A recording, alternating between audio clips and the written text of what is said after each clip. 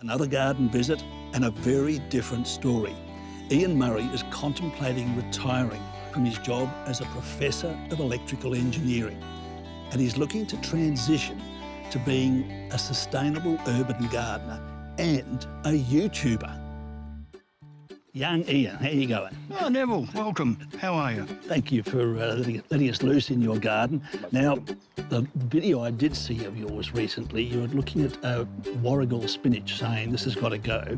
So I've brought you a substitute or an alternative. This is a Brazilian spinach. Well, thank you very much. I've got just a place for that, I think. Perfect. Well, it's very edible, grows more as a ground cover, but you can harvest virtually every day.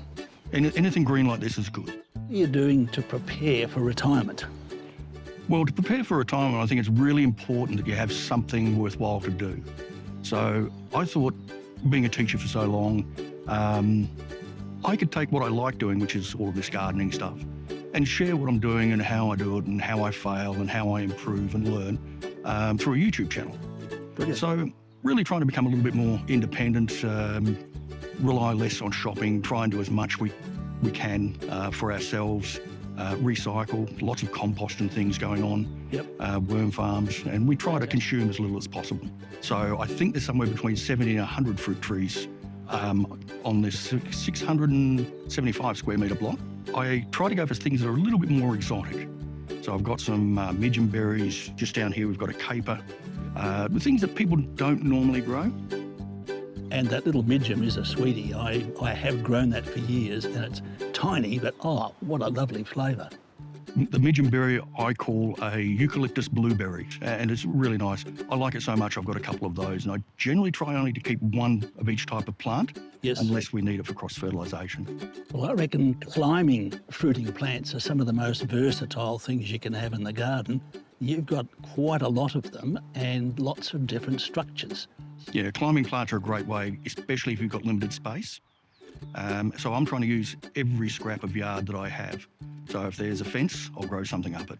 If there's not a fence, I'll put something up so I can grow vertically and save space. Yes, and it really concertinas the whole growing operation up, doesn't it? It does, and it looks really nice.